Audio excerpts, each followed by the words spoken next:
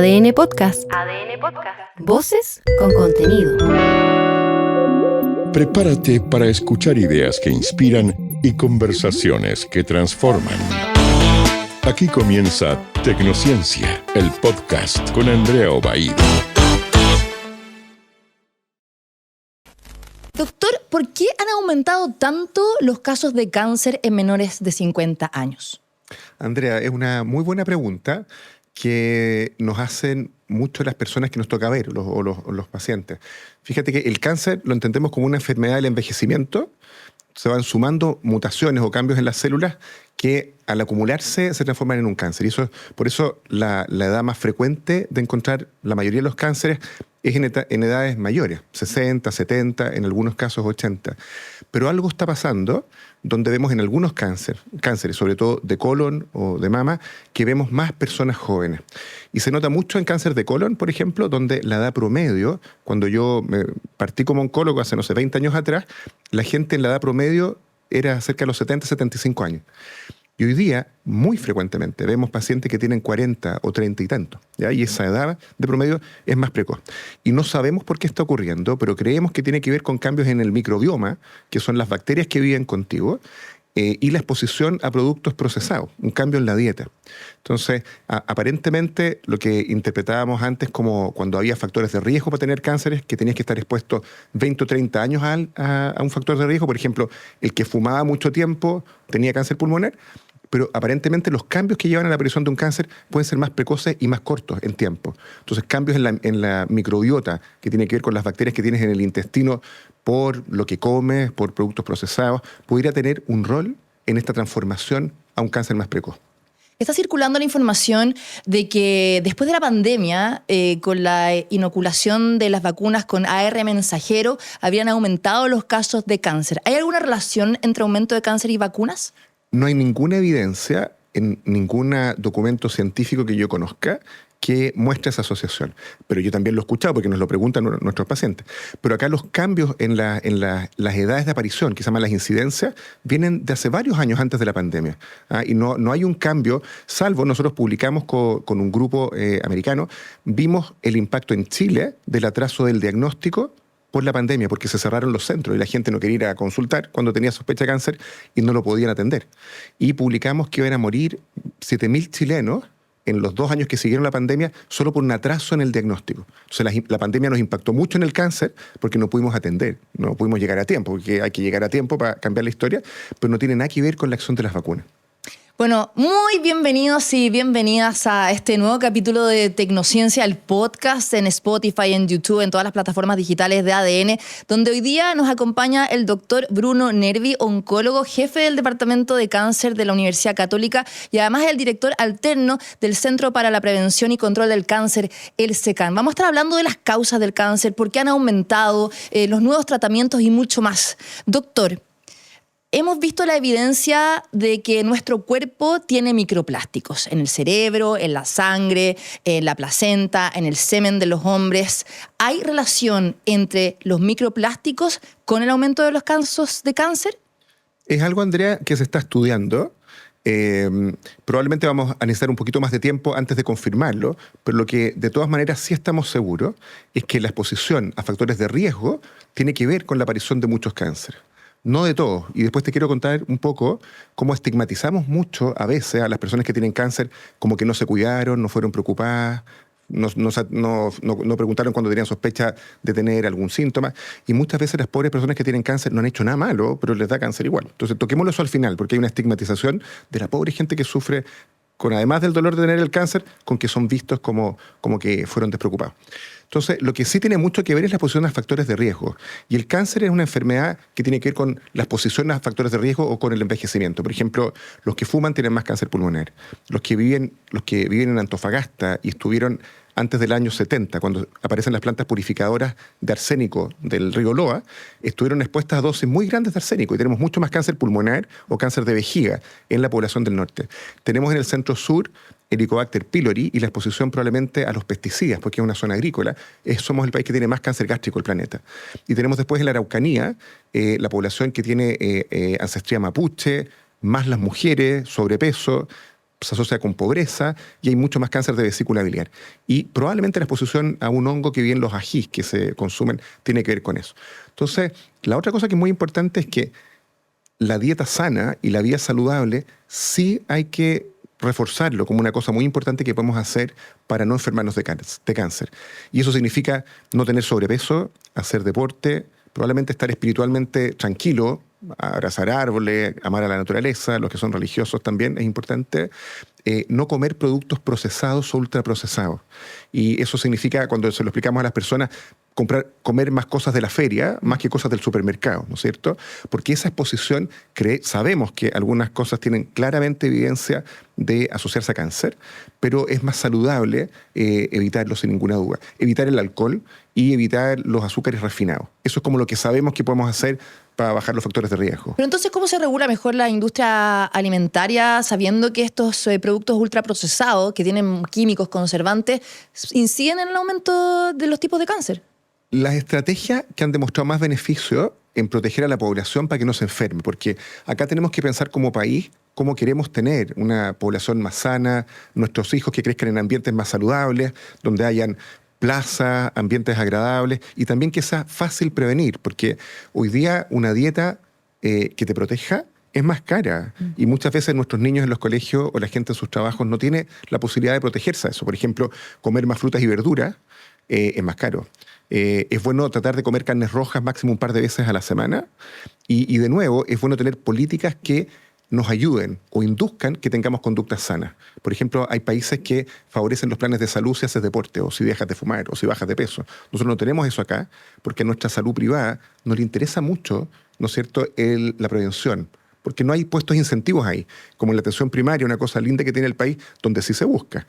Y lo otro es poner grandes impuestos al tabaco. Nosotros como SECAN, como Centro para la Prevención y el Control del Cáncer, somos financiados por el Estado para generar evidencia para impactar políticas públicas. O sea, cómo le mostramos al tomador de decisión de que no puede permitir que entren los vapeadores en Chile y que sea tan fácil para que los niños lo usen, porque hace que aumente, ¿no es cierto?, el tabaquismo para después y más muertes por enfermedades crónicas.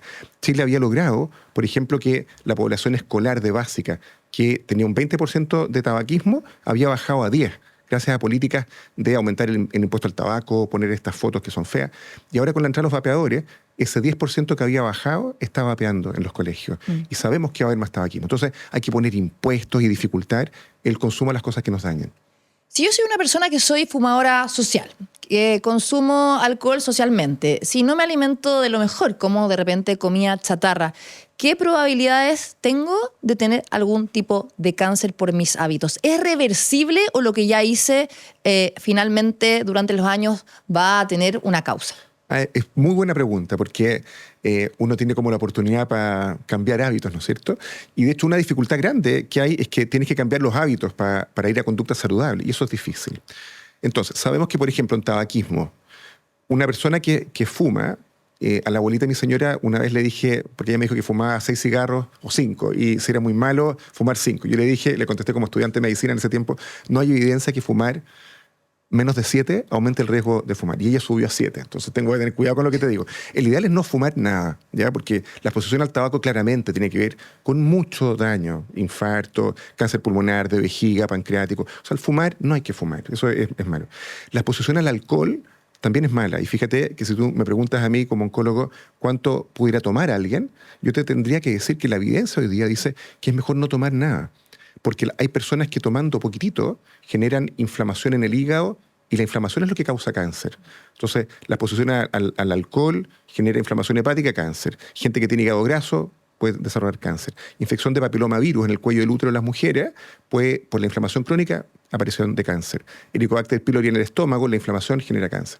Entonces, acá lo importante es tener una vida sana, no tener sobrepeso, evitar los productos refinado o que te compras en el supermercado lleno de sellos, que fue una política de salud súper buena en Chile, porque nos ayuda a entender más fácil qué es mejor que no comamos nosotros ni nuestros niños.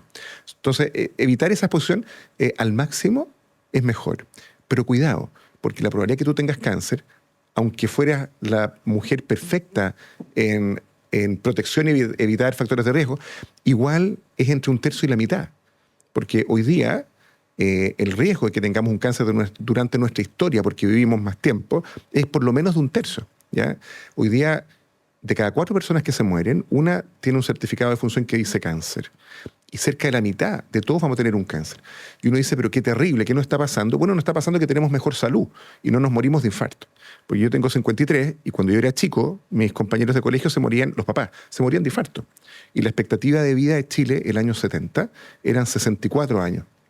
Y pasamos desde el año 70 hasta ahora, en muy poquito tiempo, a subir a más que Estados Unidos. Tenemos 81 expectativa de vida.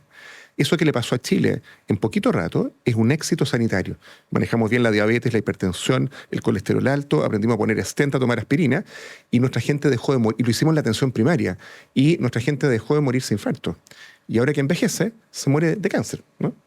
Vemos cómo avanza la tecnología, la inteligencia artificial, una aliada para la medicina. ¿Se va a encontrar la cura para el cáncer? Nosotros, mira, cuando se encontró la cura para las infecciones, porque hace 100 años atrás la expectativa de vida en muchos países eran 30 o 40 años, pues nos moríamos de infecciones. Se encontró la cura para la infección, por decir así, en los antibióticos, bueno, y apareció otra cosa que nos mataba. Entonces, hoy día teníamos la enfermedad cardiovascular como la principal causa de muerte en todo el planeta, hace poco rato atrás. Y en los países desarrollados está pasando cáncer. Y de nuevo, es porque vivimos más y aprendimos a controlar otras cosas. Probablemente vamos a poder probablemente en tecnología lo que va a aparecer, de hecho en los medios apareció hace poco, que hay tecnología aprobada por la FDA, donde te toman una muestra de sangre, la FDA americana, y se pueden detectar 200 DNA o RNA o fragmentos para cánceres. Entonces, hoy día sabíamos que en tamizaje, que es cuando tú quieres llegar a gente sana para pillar un cáncer chico, Papa Nicolau, desde que partes la actividad sexual, mamografías desde los 40 idealmente, nuestros programas públicos parten cerca de los 60, 55, hacer colonoscopía o sangre oculta en deposiciones desde los 45, y ahora vamos a tener probablemente en los próximos 10 años muestras de saliva o muestras de sangre que te digan, oye, parece que tienes un cáncer. Hagámoste una búsqueda así. Entonces, en el área tecnológica, llegar precozmente va a darnos grandes sorpresas. Los tratamientos han cambiado muchísimo. Yo nací el año 72 y ahí se estaba empezando a usar quimioterapia en esos años. Y la quimioterapia, ojalá dejemos de hacerla porque es tan tóxica. Y hoy día tenemos en muchos cánceres pastillas o tratamientos que tocan el tumor y lo destruyen. Y le decimos, hoy día yo le digo a una persona, cuando no la sabemos curar, no le digo que es incurable, le digo, hoy día no te sabemos curar. Porque me toca muchas veces en personas que tienen esta enfermedad crónica, que es el cáncer, en muchos casos, donde aparecen tratamientos que nos impresionan y que pueden curar, como es la inmunoterapia, como son otras terapias biológicas. ¿Pero cuál es el acceso que tienen las personas a esas terapias nuevas? El Centro para la Prevención y el Control del Cáncer tiene como su puntal, ¿no es cierto?, de que más difícil que encontrar un tratamiento nuevo o un tratamiento para curar el cáncer es que lo que tenemos le alcance para todos. Porque hoy día una dificultad, y de hecho que tiene raíces de tecnología, porque nosotros somos un centro de investigación que busca generar datos, y generar datos de dónde está la gente, cuánto espera y cómo es la inequidad en el país. Cuánto tiempo están esperando y cómo ponemos un radar o un cerebro central, como para el tiempo de la pandemia, donde tenías geolocalizada a toda la gente, para ver dónde está esperando para hacerse una colonoscopía a alguien que tiene sangre en las deposiciones, para que lleguemos más rápido. Muestras de sangre que te digan, mira, esta quimioterapia o este tratamiento, o pillar precozmente. Y hay un montón de cosas de tecnología que lo que buscamos es que nos permitan reducir la inequidad en prevención, en tratamiento, en tus cuidados paliativos después. Entonces, esto que es financiado por el país, junto a la Católica y a la Chile y hartas universidades, para que 140 investigadores tratemos de orientar nuestra investigación a cosas que les sirve para ponerle en un relato y en dato a un tomador de decisión para que haga políticas públicas buenas. Doctor, cuando uno escucha la palabra cáncer, inmediatamente se le viene a la cabeza la muerte. ¿De qué depende que una persona con cáncer muera o sobreviva? Lo primero que tengo que decirte es que las personas que diagnosticamos con cánceres chiquititos y que les va bien, no necesariamente son las que fueron más preocupadas de su salud y que lo han hecho mejor así en su vida, si lo quisiera mirar en un indicador de protección. Y que la persona que llegó metastásica y que se va a morir de su cáncer, hizo algo mal. Entonces, eso cuidado porque nuestras pacientes, no me gusta hablar de pacientes, las personas que cuidamos sufren mucho con esta estigmatización. Ponte, yo antes contaba mi historia médica, esa partió hace 6 meses haciendo sangre con deposiciones, hace 3 meses consultó a un doctor. no pongo ya eso, porque cuando leen mi informe solamente piensan de que pueden haberlo hecho mejor. Y a mí que me toca ver y conocer por dentro a las personas, y la mitad de las personas que veo se van a morir antes de 1 año, antes de 2 años, porque me dedico a ver personas con cáncer digestivo, de páncreas o cáncer colorectal. Para ellos es muy doloroso esto que los miren como que hicieron algo malo, ¿ya? O la culpa, ¿ya? Entonces hay que sacar esa cuestión. Entonces acá depende de cosas de biología, como de la personalidad del tumor. Entonces me fui en el sufrimiento de las personas y no me acuerdo qué me preguntaste. Me estabas preguntando qué cosa. No, que cuando hablamos de la palabra cáncer, inmediatamente... ¿de qué depende? Sí, se nos viene eso a la cabeza. Es muy importante la prevención. Es muy importante pillarlo precozmente. O sea, cuando hay síntomas raros, consultar rápido.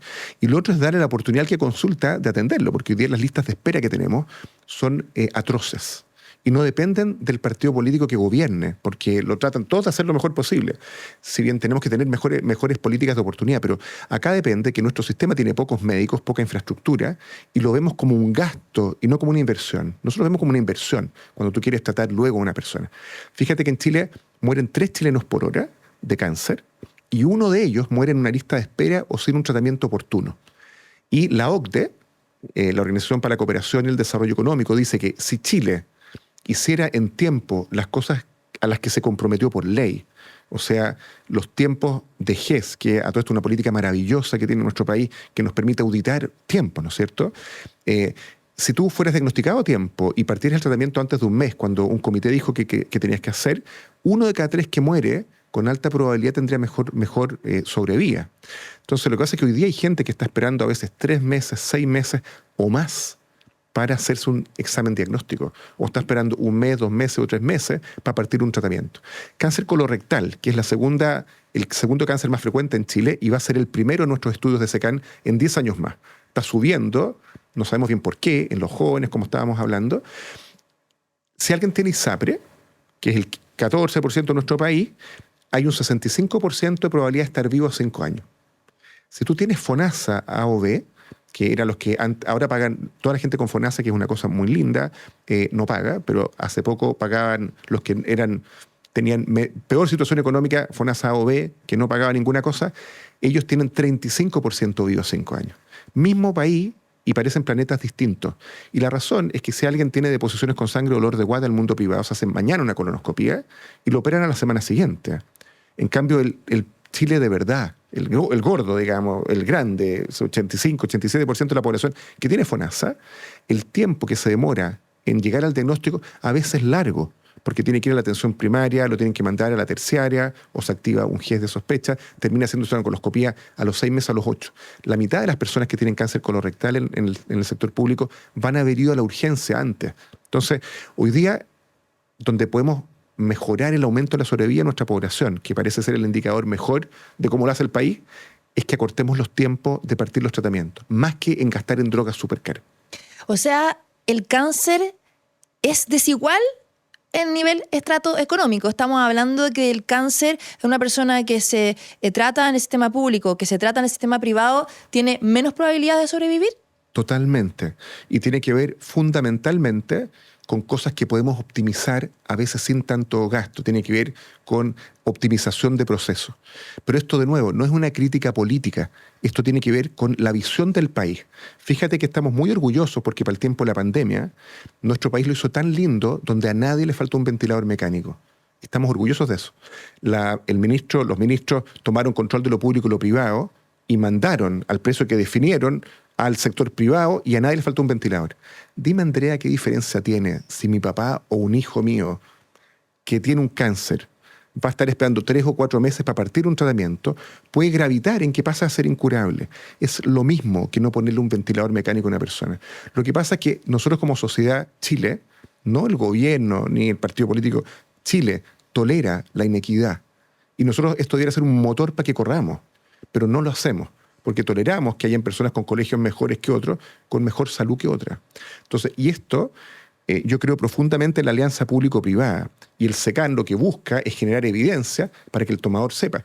Si yo le dijera a un presidente o a un ministro de salud o a su subsecretario o a personas que están metidas en la toma de decisiones de que tenemos un estudio que dice que la gente que muere de cáncer atendida por cuidados paliativos, es un estudio de Pedro Pérez, un investigador de nuestro centro, tomaron los 22 de los 44 centros, la mitad de ellos nunca tuvo ningún tratamiento para el cáncer, porque no alcanzó. Entonces, nosotros sí podemos hacerlo mejor. La industria tiene que poner plata, la universidad tiene que formar gente, y entre todos hay que generar un ecosistema que acoja a las pobres personas que están sufriendo con cáncer hoy día. Doctor, si hablamos del tratamiento oportuno, ¿de qué depende del éxito de esto? ¿Hay una ventana para tratar el cáncer en los primeros meses? Hay personas que también deciden no hacerse quimioterapia y hay terapias alternativas. ¿Cuál es la mejor estrategia? Me preguntaste varias cosas. Yo te diría que en salud o en medicina es muy bueno buscar evidencia para ver qué haces, porque los tratamientos, como tú bien dejaste entrever con la quimioterapia, generan daño. Y no son todas las personas iguales. Entonces, por ejemplo, hay personas donde le sacamos un tumor y tienen 80% de chance de curarse y la quimio sube un 2%. Entonces hay personas, imagínate a alguien joven con niños chicos, dice, por supuesto, por lo que sea que me aumente mi posibilidad de curarme. Pero hay una persona de 80 años que ya tiene su vida armada y que no quiere pasar yendo cada 2 semanas a hacerse exámenes. Entonces acá lo más importante es que los equipos médicos tenemos que pensar en qué persona tenemos delante para ayudarlo a tomar decisiones, no moverse automáticamente. Las cosas que llamamos complementarias, que antes los doctores de mi estirpe lo que no entendíamos pensábamos que no existía, ¿no es cierto? Y nos equivocamos, ¿no es cierto? Hay algunas cosas que cuando se demuestran, las empezamos a usar la medicina que, si tú quieres llamar, tradicional. Pero yo nunca en 30 años le he cambiado, cuando alguien quería hacer algo complementario, nunca lo he convencido de cambiarse. He protegido a gente que no le hagan lesera a veces, porque hay 3 tipos de personas que hacen terapias complementarias. Frescos, sinvergüenzas, que hacen sufrir a personas que tienen dolor. Y hoy día hay terapias que son caras, que valen 10, 12 millones de pesos, que no tienen ninguna evidencia. Las personas que lo hacen saben que no tiene evidencia y hacen sufrir a personas con eso. Hay personas que creen que algo natural, porque es natural, les sirve para todas las cosas, y que tampoco es cierto. Pero hay personas con poderes especiales, o tratamientos, o experiencias que son positivas y que los doctores de mi tipo no hemos sabido entender. Entonces, yo creo que es bueno mirar de que haya más transparencia y protección a la gente para que no la dañemos con algunas cuestiones, pero con humildad tenemos que entender que hay muchas cosas que no conoce la medicina tradicional que son de beneficio y que son lindas. Uh-huh. Ahora, cuando uno habla de cáncer también, siempre se habla como la luchadora, la guerrera o el guerrero, ¿no? Y finalmente hay como un estigma también de vocabulario en cómo se trata al paciente, porque no es que uno quiera luchar contra el cáncer y dé la pelea. O sea, lamentablemente a veces la enfermedad avanza y uno, a pesar de que se haga todos los tratamientos, se muere igual. ¿Cómo debería también cambiar ese concepto en cómo nos relacionamos con los pacientes? Nos han ayudado a entender mucho las psicólogas y psicólogos y la psiquiatría sobre cómo enfrentar el fenómeno del cáncer para una persona, para su familia, para la sociedad. Y sin duda hay un escritor que lo escuché una vez que dice, mira, tuve un cáncer y me curé, pero cuando tuve cáncer y estaba en tratamiento, es como que me fue a vivir a otro planeta. Porque en la micro me sentaba y separaba al que estaba al lado. En mi trabajo no pude trabajar. Después perdí mi trabajo cuando volví. Cuando me salió pelo, la gente empezó a aceptarme de vuelta en mi planeta. Entonces, las personas que viven la experiencia del cáncer y su familia, las mandamos a vivir a otro planeta. Y eso es triste y doloroso, porque la abuelita nos enseñó que el que tenía cáncer se moría pelado, sin plata, sin vida sexual y alejado. Y eso no es así. Hoy día hay que abrazar y acompañar. Además, porque nos puede tocar y nos va a tocar a la mitad de las personas. Entonces, hay que resignificarlo. Entonces, tener un cáncer hoy día para la sociedad tiene que ser correr a acompañar, a cuidar, a preocuparnos por la calidad de vida, por la experiencia. Es muy, muy importante la ley del derecho al olvido, donde nosotros tuvimos con Carolina Goich desde el SECAN, participamos en las propuestas que tuvieron que ver con que después de 5 años de que tuviste un cáncer, nadie te puede ni siquiera preguntar, ¿no es cierto?, para que tomes créditos hipotecarios y tengas protección de salud.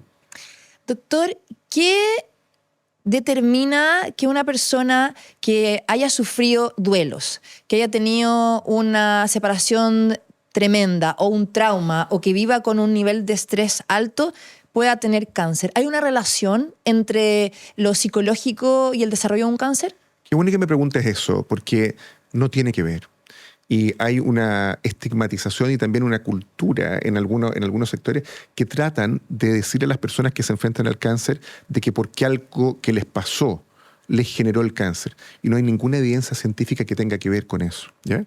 A mí me toca, como los curas, estar cerca de las personas y entenderlas por dentro y ayudarlas a no dejar cosas pendientes. Y de hecho, las personas que me toca acompañar saben, y si alguna está mirando, sabe que yo le dije el primer día que la vida dura un rato, que hay que dar gracias a la gente linda, pedir perdón y organizar las platas, que significa que si uno le paga el jardín infantil a un nieto y uno se muere, bueno, ¿quién lo va a hacer? Y hay que ser práctico para eso. Y eso tienes que hacerlo tú, Andrea.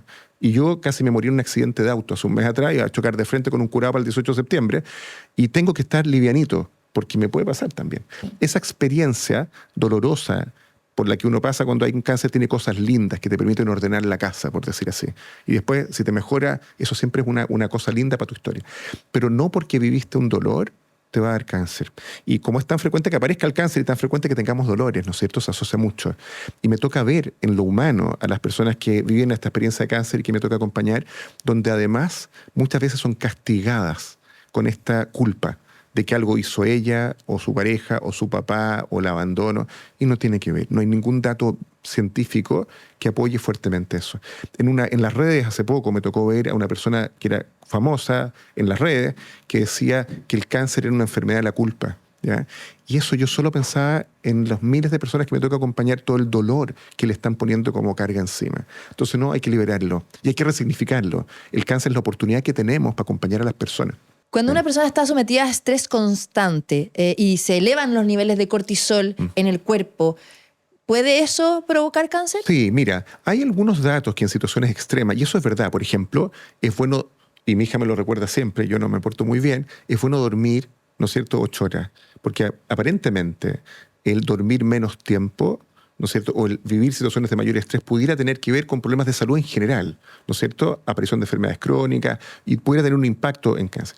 Probablemente es marginal y chico, pero es que todo suma. Entonces, la vida saludable o la vida sana es no fumar, no tomar alcohol, elegir comer bien, hacer deporte, estar espiritualmente tranquilo. Y cuando uno habla espiritualmente no es algo religioso, sino que tiene que ver con estar en paz, en armonía, ¿no es cierto?, con nuestro planeta, con nuestra naturaleza, vivir tranquilo. Tiene que ver, es como el extremo para el otro lado de eso que tú dices, que a veces tenemos, de andar con el celular, estresado, dormir poco, no almorzar, no comer.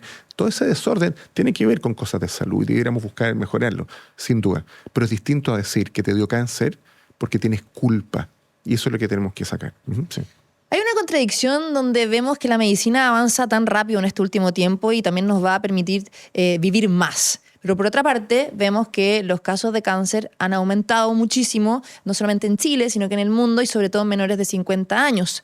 ¿Va la medicina del futuro, o por ejemplo la medicina de precisión o la terapia génica, poder finalmente curar los cánceres, tener avances que nos permitan vivir más sin enfermarnos?